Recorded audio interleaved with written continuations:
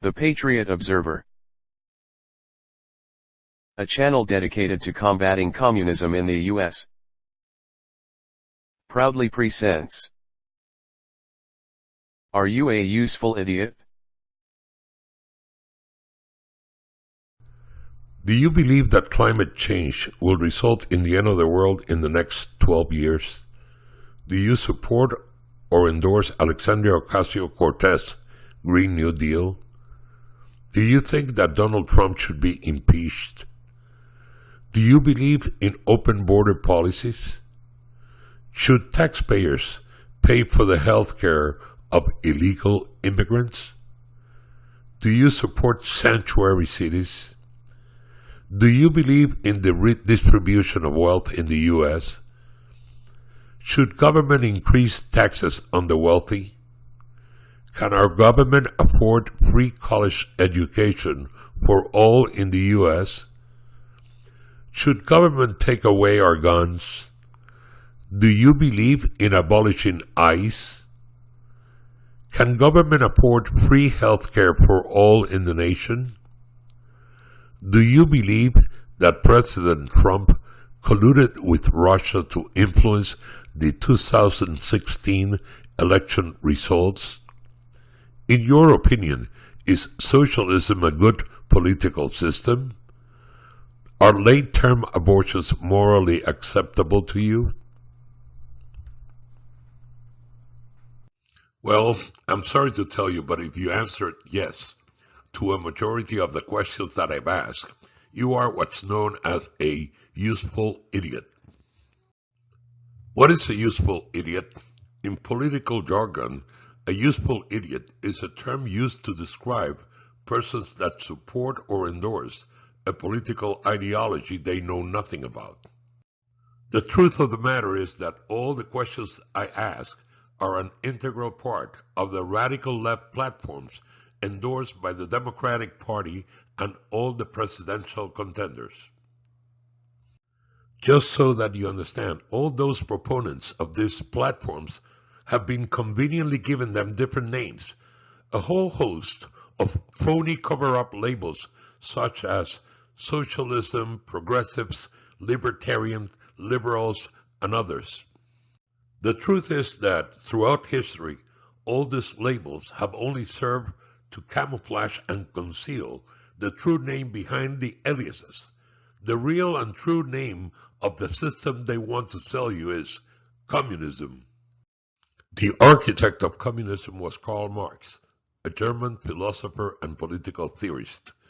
Marx proposed that capitalism, our present political and economic system in the U.S., was doomed to fail.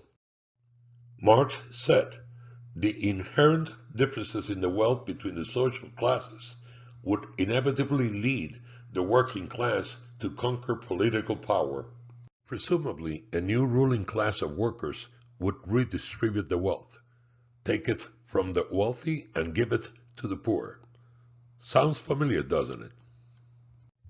Make no mistake, friends, most all democratic platforms today endorse to some degree or another the same Marxism as that professed by its creator Karl Marx when he and his collaborator Friedrich Engels published their Communist Manifesto back in 1848. Only problem is communism as such has proven to be a failed system. The principal reason for its failure stems from the fact that economic equality is a myth, at best a romantic utopia, at worst an impossible objective. Arguably, communism does not hesitate in promising free subsidies for everyone, free education, free healthcare, free everything, you name it. On the one hand, highly desirable and praiseworthy objectives. On the other hand, realistically impossible. Truth is, communism has been a failure, both as a political system as well as an economic system, as proven by a legacy of death and destruction, the likes of which the world has never seen before. To be sure, communism is responsible for the greatest genocides in the history of the world. Statistics place the death toll in communist regimes at more than 100 million people. In the Soviet Union alone, under the leadership of Joseph Stalin, between 1935 and 1939, it is estimated that as much as 20% of the population, approximately 10 million people, were put to death. In Communist China, from 1949 to 1975, ruler Mao Zedong is credited with killing between 50 to 75 million people. In the Southeast Asian nation of Cambodia back in the 1970s, it is estimated that the total number of deaths, including those who died from disease and starvation, were as many as 2.2 million out of a population of around 7 million. The lack of precise statistics makes it difficult, if not altogether impossible, to estimate the number of deaths in other communist regimes such as Venezuela, Cuba, North Korea, Nicaragua, Laos, and Ethiopia, among others. There used to be a time when communist takeovers were as predicted by Karl Marx through the use of warfare, revolutions, coup d'etats, or otherwise the use of force and violence. As of late, however, communists have managed to take over nations without firing a shot, such as was the case with Venezuela, who elected communist Hugo Chavez as their president via democratically sanctioned elections. Matter of fact, you can readily conclude that Chavez was elected by useful idiots. Well, folks, I'm sorry to tell you, but the United States of America, the greatest nation in the world, the ultimate stronghold of capitalism, the quintessential constitutional republic, the economic leader of the free world, and the last bastion of freedom, democracy, and rule of law, is now on the verge of becoming a communist state. Hear me well, I said a communist state. I'm not talking about socialism as many would want you to believe.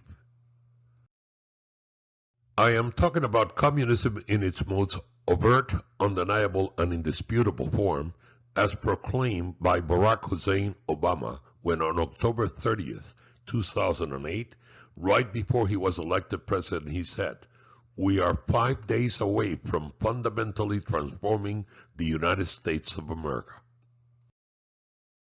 We are 5 days away from fundamentally transforming the United States of America.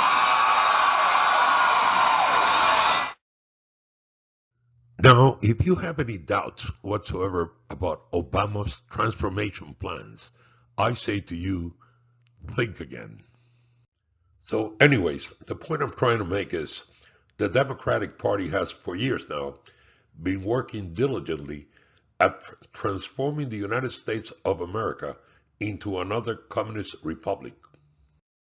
Unlike that envisioned by Karl Marx, the plans for the communist takeover of our great nation calls for a silent revolution, a peaceful takeover without the need of guns, arms, or violence, much in the same way they did it in Venezuela. The way the communists think that they can achieve and accomplish their takeover objective is rather simple and straightforward. They are counting on the useful idiots to support them and endorse them. Are you a useful idiot? It's your call, really, a decision you will have to make at your voting poll on Tuesday, November the 3rd, 2020. Just remember, they're counting on the useful idiots to win the 2020 elections. Are you one of the useful idiots which will help them transform the nation? Better think about it, as decision time is fast approaching. And this may very well be your last chance to make America great again. My fellow Americans, I urge you to take the message in this video very seriously. These are really dangerous times in our nation. Democrats keep saying that climate change is an existential threat to humanity. I say communism is a greater threat to humanity that is climate change. For the sake of our nation, I ask you and I urge you to share this video with as many people as you possibly can. Thank you. This has been a presentation by CAFT. Cuban Americans for the re-election of Trump in 2020.